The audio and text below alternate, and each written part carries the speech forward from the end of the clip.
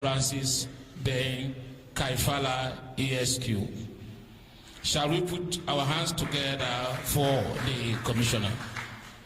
Yes, sir. Thank you, the modern Deputy Commissioner, Mr. Augustine Fodegobi. Ladies and gentlemen of the press, I welcome you all to the ACC.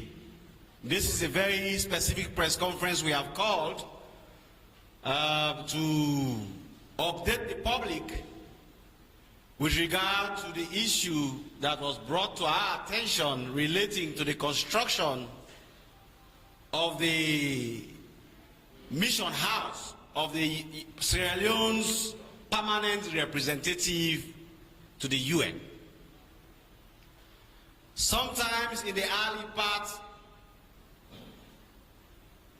of a decade ago, the idea was conceived that the United Nations office, the office that Sierra Leone's permanent representative and their staff occupy in New York, was in such a shape that it needed to be reconstructed or refurbished.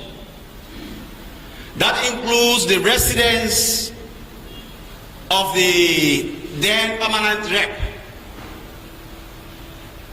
And of course, resources were sourced and allocated for that purpose.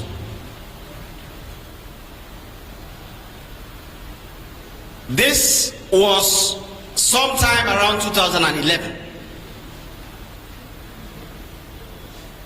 Initially, $2 million was identified, ring-fenced, was received cash in Sierra Leone, $2 million. This was sometime around, he was received cash in Sierra Leone,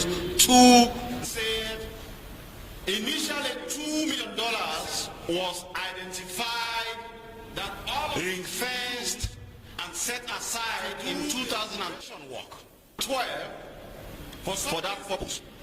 The money was received cash in Sierra Leone to work. For some reason, which I will explain to you later, only $1 million of that money left Sierra Leone for New York.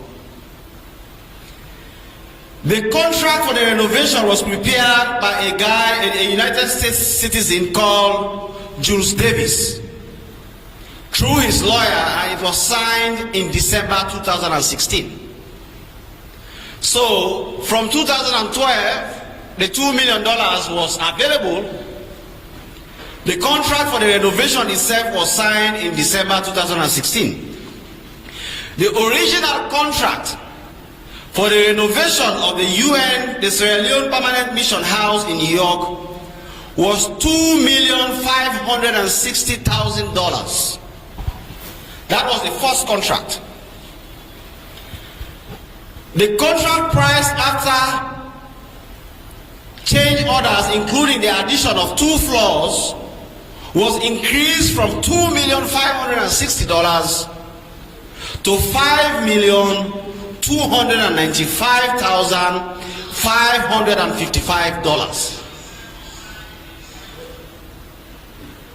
That means we had a situation whereby $2.5 million was initially agreed. It was the contract price. The contractor signed that will renovate. For some reason, somebody changed this and increased that amount to $5,295,000 plus.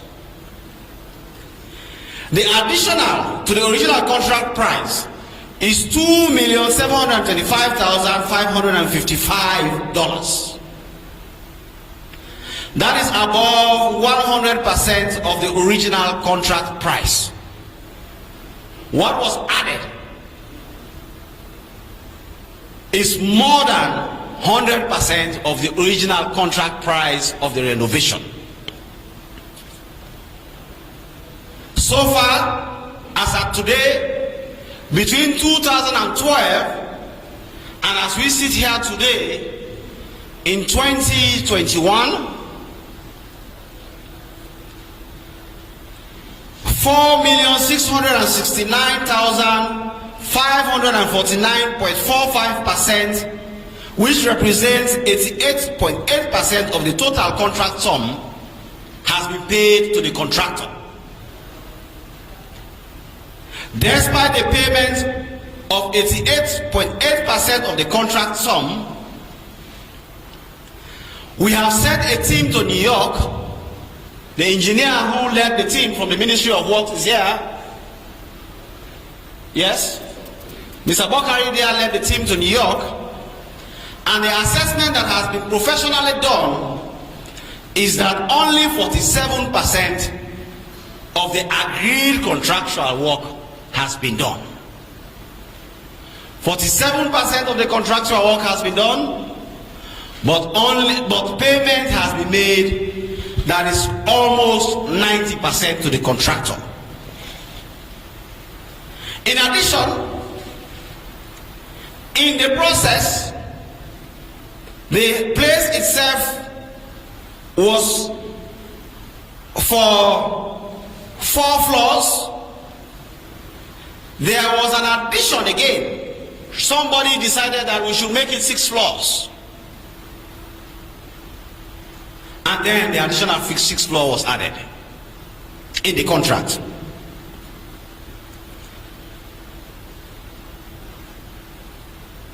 The payments that have been done to the contractor, first of all, the entire arrangement for the payment of this money did not follow the agreed processes for procurement as prescribed by the laws of Sierra Leone. None. Not the recruitment of the contractor, not the process of procurement to ensure that value for money is secured. None of the payments that make up the 88.8% of the money that has been paid to the contractor followed even the terms of the contract itself that was signed. For example, before a payment is done, there has to be an approval by an architect who will look at work done and confirm that this percentage of work has been done and completed, therefore you can proceed to pay. At no time was that followed.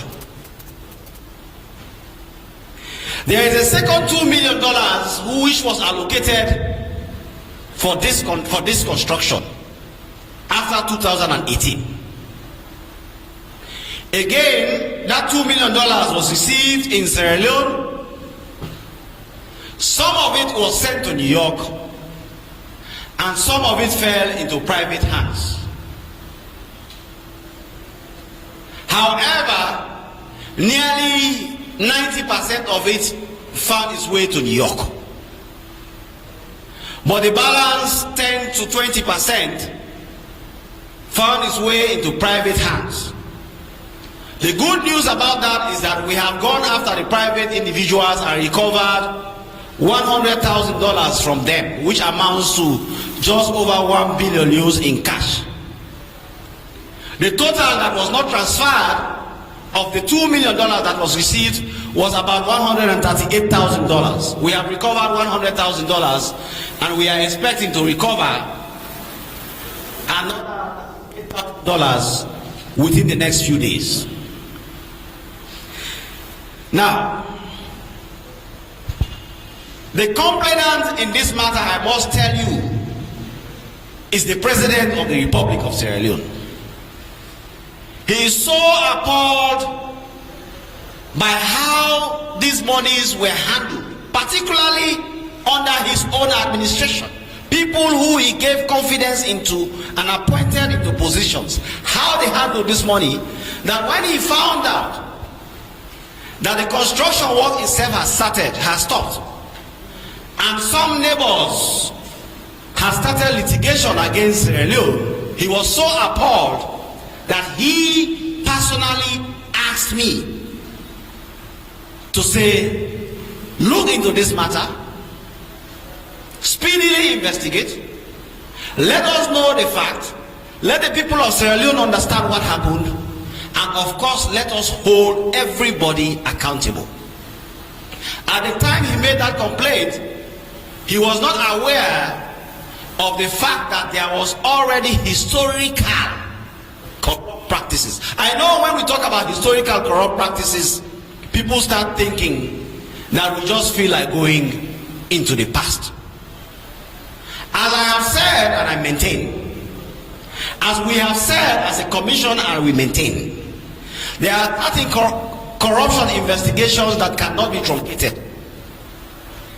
If money came for the construction of a Sierra Leone permanent mission in New York, and the payment and the contract started in 2012, heading to 2016, and the first transfer in that regard happened in 2016, we will be a very irresponsible commission if we start the investigation from 2018 alone. It will be unprofessional. It will go against the standards of meaningful investigation.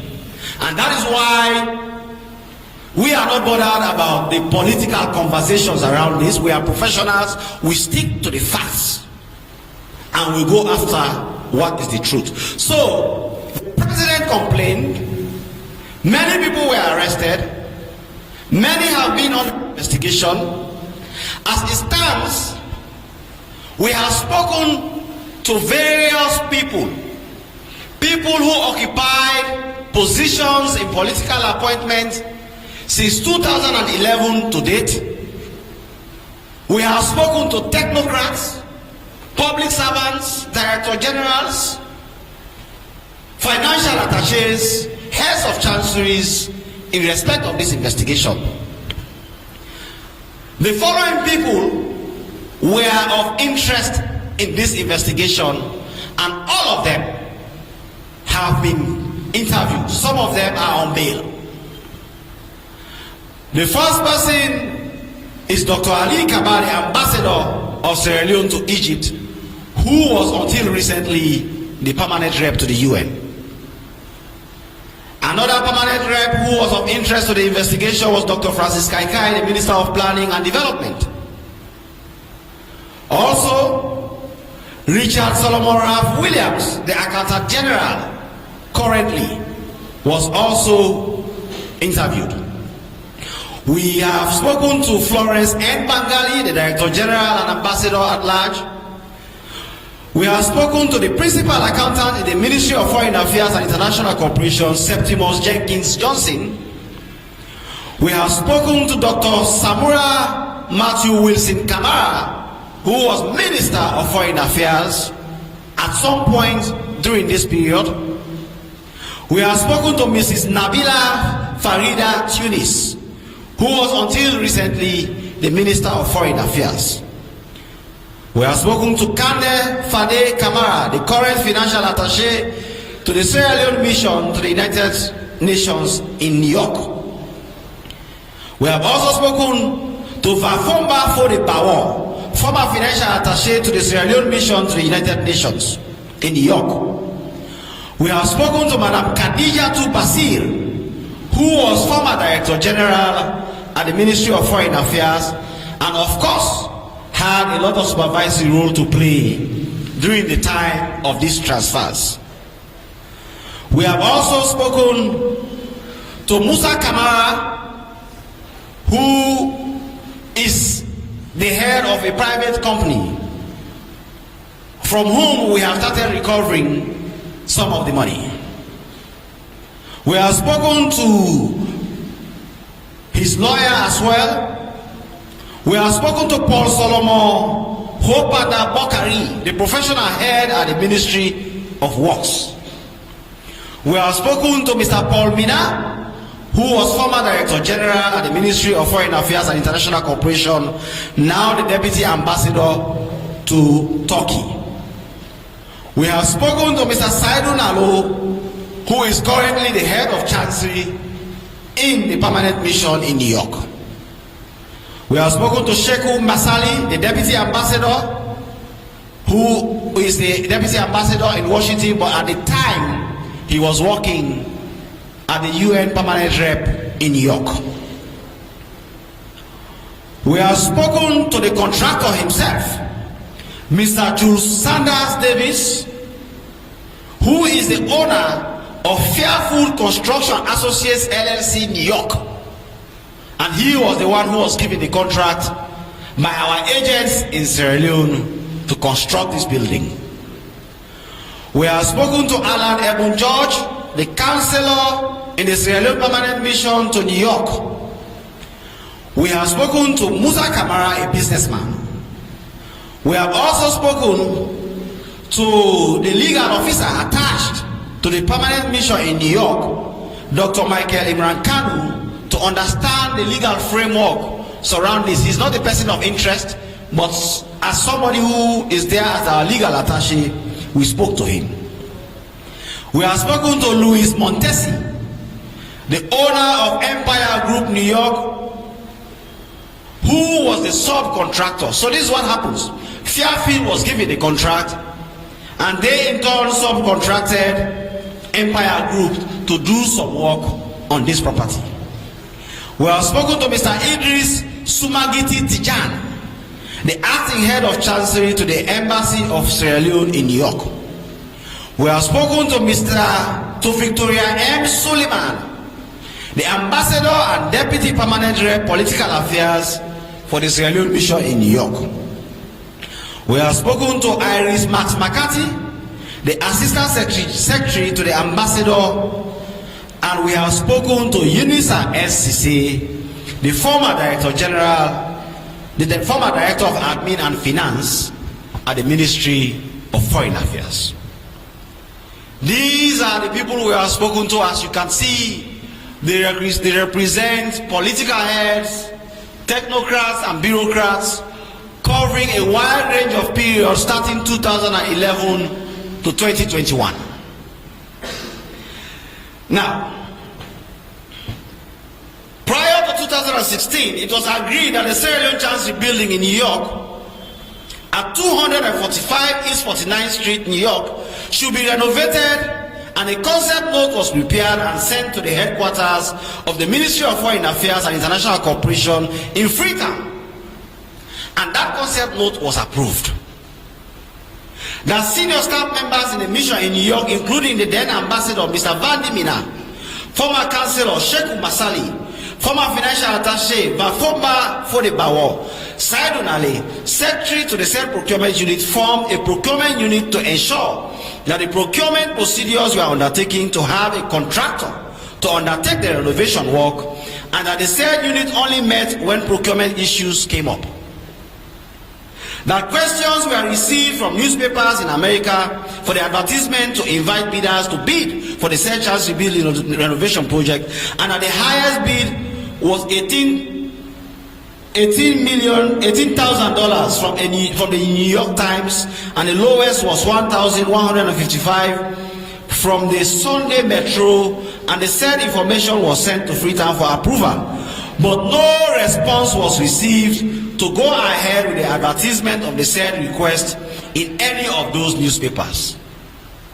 Since that did not materialize, an international competitive bidding document was prepared and sent to Freetown for it to be advertised on the websites of the Ministry of Finance, the Ministry of Information and Communications, Ministry of Foreign Affairs and International Cooperation, and the National Public Procurement Authority. But there is no evidence that the said document was advertised on any of the said websites. That another document requesting the said use of the sole source method of procurement to hire the service of an architect to develop architectural drawings was sent across to the Ministry of Foreign Affairs for approval. But there is no evidence that the said request was at any time approved by the National Public Procurement Authority or any authority who has responsibility to do so. That there is no evidence that any advertisement was done publicly in any form to invite bidders to bid for the said renovation project, and no bids were received by the mission in New York and at the Ministry of Foreign Affairs and International Cooperation, as well as respect of the said renovation of the Chancery Building. No bidding, nothing.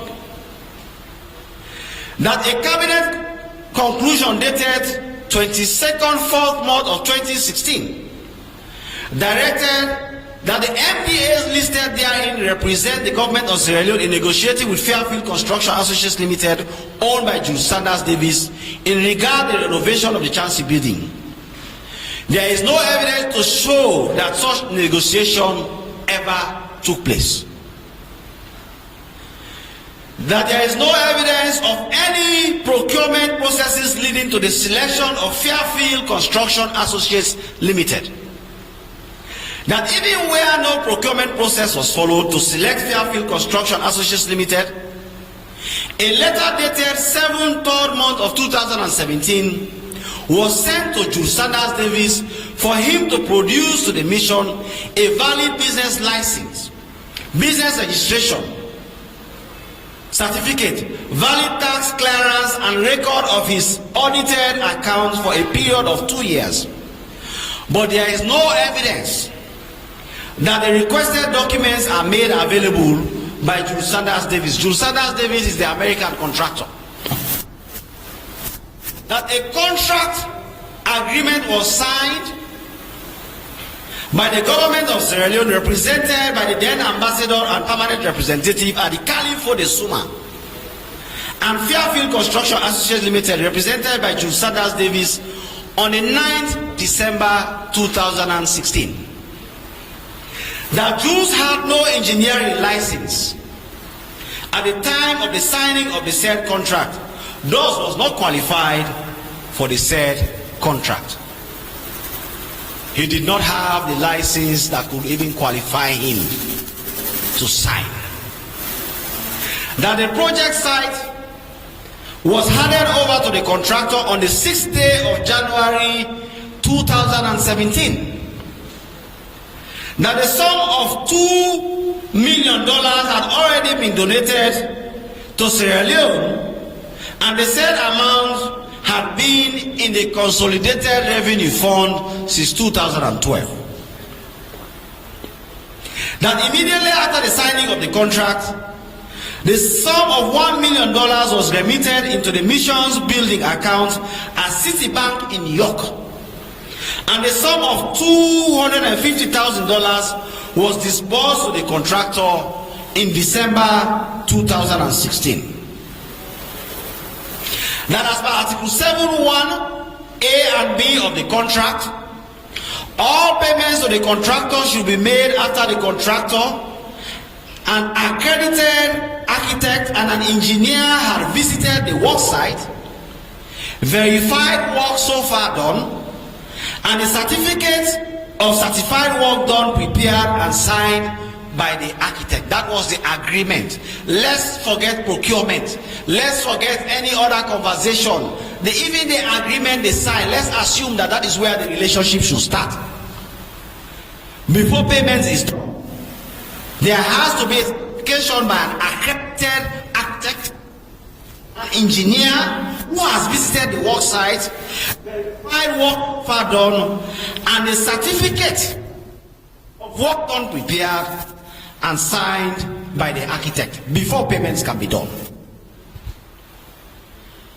That investigation conducted so far shows that all requisitions upon which payments were made do not have any certificate of completed work signed by an architect. Instead, some of the requisitions were signed by a mere notary public. That in spite of such material defect, the heads of Chancery in the persons of Messrs. Alusain Sise, Mr. Alusain Sise has passed away. He died some time ago, but he was the head of Chancery at the time this contract was signed. So Mr. Alusain Sise, now deceased, and Mr. Saidu Nalo, who is still alive, and the financial attaché in the person of Mr. Asbafoba Fode Bawo and the Kande Fode Basil Kamara went ahead and made a total payment of $4,669,549.45, which represents 88% of the total contract sum to the contractor, without reference to Article 7.1 A and B that I have cited above, which requires certification of progress done before payments are done. That inspection and assessment done on the building at 245 East 49th Street, New York, by a team of investigators from the Anti-Corruption Commission. We sent a team of investigators led by the coordinator of operations, Mr. Kwevayama, and 2 other senior investigators of the ACC, who also went with a staff from the Ministry of Works. They have gone and checked, and the engineer who is here to answer any questions you may have in that regard has prepared a report for us which shows that only 47% of the work, as per the scope of work on the contract, that includes any additions, extensions, and increment to 2 more floors that were agreed, only 47% has been done. Yet 88.8% of the payment has been done to the contractor. That in addition to the original contract, 3 change orders, including the addition of 2 more floors, the 5th and 6th floors, were approved. That we are not fully supported by evidence such as timesheets of actual days worked with the duration of payment delays specified, the detailed background of overhead and profit losses, the cost of work rescheduling were instituted, and without following proper procurement processes. All these things, they are rules. In fact, there is a rule which says that you cannot increase work in public work without approval that exceeds, is it 25%? You cannot, 25%. The moment you do that without following proper approvals, you have committed a crime. Here we have over 100% increment with no approval. That a total sum of $2,735,555 was added to the original contract sum, amounting to a total of $5,295,555. That every little has been done in regard to the additional 2 floors. Very little has been done with regard to the additional 2 floors. The steel cage for the 5th floor and nothing for the 6th floor. That is why the neighbors are suing us, because they opened up the top floor to say we are adding 2 floors and they left it open. In winter, snow came and the place was full with snow. By the time summer came, the snow and everything melted and there was a lot of water. That water started seeping through the walls and going into the neighbors' houses. It is the neighbors who are now suing us.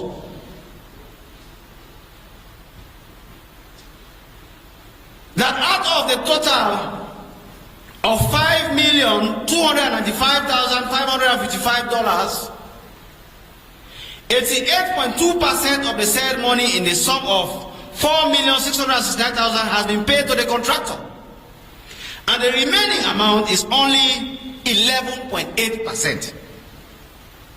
For work that has been done, 47%, only 11% is left to be paid to the contractor.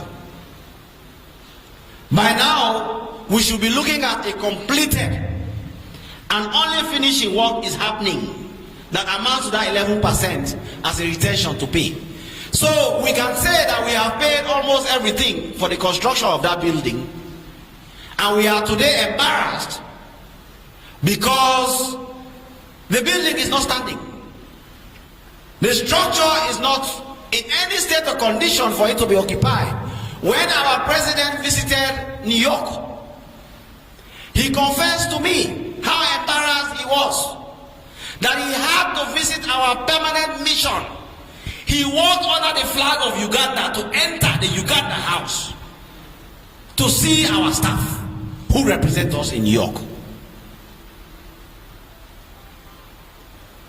And another hunger is coming in the next few weeks.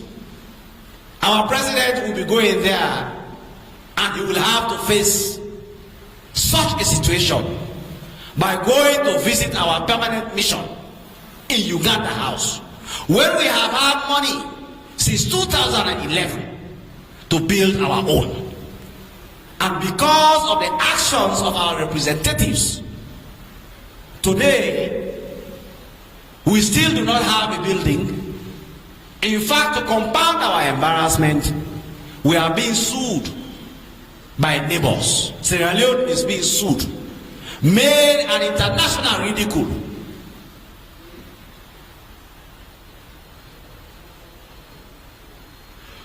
Jules Sanders Davis, the president of Farmfield Construction Associates Limited, merely acted as a middleman in the implementation of the contract. He signed for and received all payments from the mission and hired various subcontractors. So he himself, he did not even have an engineering license. He wasn't qualified to do what he was supposed to do. He now went and hired middlemen to do the job without any input, and he does not have any base office for his company or qualified staff of his own to perform any aspect of the construction work. This man does not even have his company is himself and his wife. He and his wife are the company. So he did not even have the capacity to do what he contracted for. That he hired Global Empire Group New York, represented by David Louis Montesi, in January 2019 to continue general construction of work in all required trades as directed by Fairfield Construction LLC. And he paid him only $1,800,000 out of an agreed contract price of $2,186,000 for all of the work at the Global Empire Group is to do. Typical of subcontractors, they will always give less than what they agreed so that they too can have something. This is what happened here. That Jules Sanders Davis refused to furnish the team that went on the fact-finding mission in New York all financial transactions in relation to the money he has received from the government of Sierra Leone, which could have given a clear picture as to whether he made any personal transfers as an advantage to the persons that dealt with him in the Chancery Building. He is an American. We believe that the only way somebody will pay 90% of money for construction work that is only for 7% is because he himself expected something in return. And we believe strongly that this could have been the product of kickbacks. But because Mr. Jules Davis is an American citizen and he refused for us to be able to examine his financial records, we are unable to establish that part of the investigation as at now. That the whole transaction surrounding the manner in which the contract was awarded and how funds were handled were either fraudulent or negligent, unprocedural, and thus the reason why all players in the transaction having to do with the project are now under scrutiny, and we are going to ensure that they answer for their role in the corrupt practices that happened, including the failure to follow established processes for public work.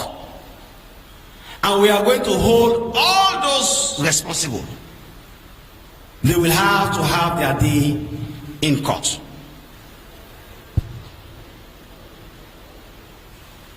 In the meantime, we have not been able to speak to Adikali Fode-Suma, who was the permanent rep in New York at the time the contract was signed. He signed the contract. It behoves Mr. Fode-Suma to make a statement to explain to the ACC his own role in all of this. That is the only way we can be able to understand from his perspective what happened as head of mission at the time. If we do not speak to him within the next 5 days, he is likely to be charged along with all other persons who are going to be charged for their role in this action. So if Mr. Suma or anyone knows him, get to him to reach us at the ACC and make a statement. We can charge people in absentia, so we do not have to wait for him. Our evidence already shows that all of them failed to follow processes, and we can hold them accountable for it. But we want to be fair to him. He can reach us at any time, and he will have an opportunity to explain his own side of the story. So, distinguished ladies and gentlemen, members of the press, people of Sierra Leone, this is what we have in respect of what happened with the UN building. As I speak with you, our investigation is merely tying the knots. We already have our answers. And various people, there is already a draft indictment of various people who had a role to play in this. We are still trying with the lawyers to see what the role of other people were, so as to determine culpability and charges. But one thing is sure: those responsible for embarrassing Sierra Leone are going to have their day in court. And we at the Anti-Corruption Commission are going to do our very best to make sure that they are held responsible for their actions. Because, as you all know, we have a duty to this country to break away from the old ways. But the only way we can break away from the old ways is to hold ourselves responsible for our actions. And this is exactly what we are going to do. Mr. Chairman, I thank you very much. Thank you very much, Commissioner. Ladies and gentlemen, partners in the fight against corruption, you've heard from the Commissioner the background of this investigation, actions taken, and the way forward. Now I will